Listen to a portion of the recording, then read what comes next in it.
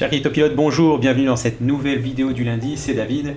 On va aborder comme d'habitude les sujets classiques, à savoir le sentiment de marché par l'intermédiaire de l'analyse du Bitcoin.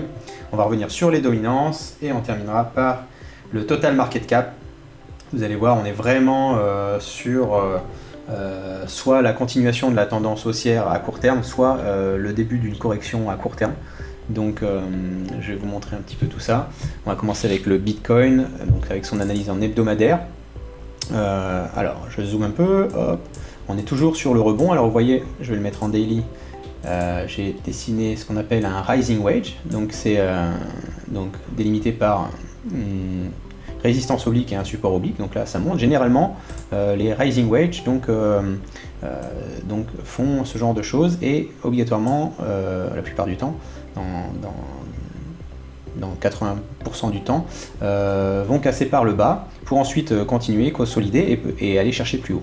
Donc ça c'est les rising wedge, et les falling wedge font l'inverse généralement, et ça peut marquer une inversion de sentiment de marché pour le long terme. Donc pour l'instant on est toujours dans ce rising wedge avec, donc là aujourd'hui on a quelque chose de très intéressant, on a une poussée pour aller clôturer si possible au-dessus. Vous voyez hein, là la clôture en daily s'est faite au maximum à 3860, donc le fait de clôturer en daily au-dessus de cette zone là enverrait un bon signal, surtout le lundi comme ça enverrait un bon signal au marché.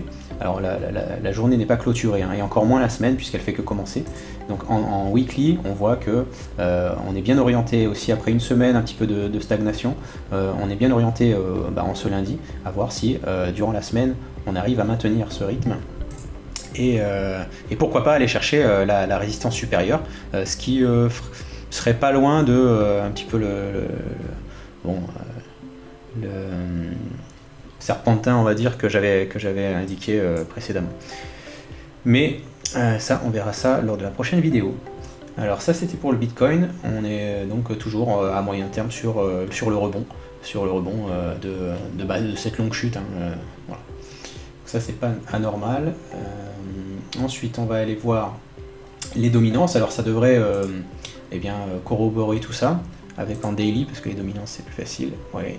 Donc là on est sur la dominance de l'USDT où on a cassé donc le support oblique, on est allé retester, on est retourné au-dessus, mais ça n'a pas suffi. Donc vous voyez là, et l'objectif reste en dessous, donc reste entre 5,66% et 5,30%, bien que ici on ait pas mal de support hein, vous voyez là on a eu beaucoup de rebonds à ces niveaux là, donc entre les 5,80, donc là ça a bloqué à 5,90, quelque chose comme ça.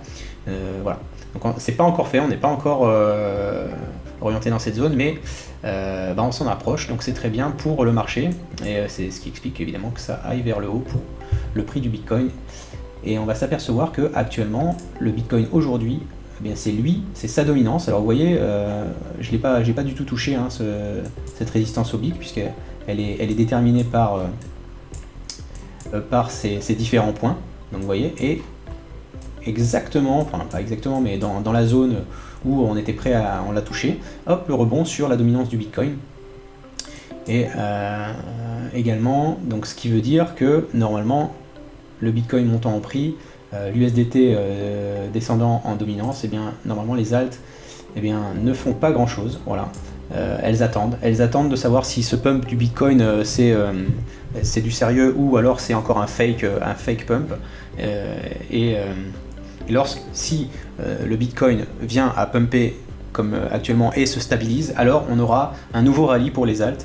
Si par contre ce pump du Bitcoin ne perdure pas et entraîne une correction, par exemple à l'ouverture des marchés américains, suivant l'orientation des marchés américains, et redescend fortement et recasse donc le support qui était une résistance auparavant, eh bien on aura une correction de tout ça et de tout le marché à court terme.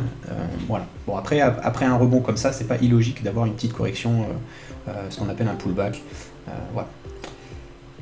Donc ça c'était pour les alts, donc rien de très important durant ces derniers jours. On voit qu'on a un gap à ce niveau-là, donc c'est quand même ici, là, ça va être une zone assez dure pour les alts au niveau de la dominance. Donc 14,5, là, voilà. Donc est-ce qu'on a... Ouais, ici, on est allé... ouais. Bon. Il y a un gap, donc est-ce qu'il va être comblé? C'est possible qu'on le comble et qu'on aille chercher les plus de 15%. Voilà. Bon, on verra ça. Et donc tout ça, ça a été...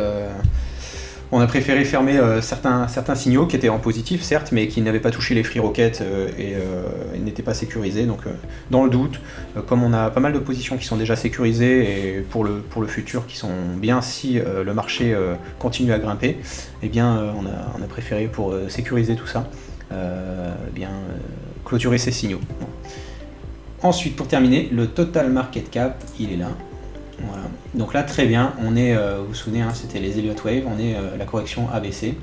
Et là, on s'attaque donc à la première résistance. Enfin, non, il y en avait une petite ici qui avait été constituée par le rebond. Et là, on est vraiment sur une résistance hein, qui est assez costaude. Donc on va voir si le total market cap peut se frayer un chemin à travers cette résistance. À ce moment-là, super, on va aller chercher 1,3 Tera. Ce qui veut dire une augmentation de 15 à 20% du marché des cryptos. Alors bien entendu, je vois pas comment, enfin bon, à part le plus grand des hasards, on pourrait, alors qu'on casse celui-là, c'est possible, mais quoi qu'il arrive, on devrait assister à un pullback, à une consolidation, hein, comme on avait dessiné ici, ce qui peut encore se produire. Hein. D'ailleurs, on peut avoir une consolidation comme ça, et avant de vraiment casser cette résistance. Donc voilà. Tout ça, c'est en daily. Mais bon, aujourd'hui, c'est une très bonne journée à voir comment le Bitcoin réagit à l'ouverture des marchés américains. Voilà, c'est tout pour cette vidéo de cette semaine. Je vous souhaite une bonne semaine et à lundi prochain. À bientôt.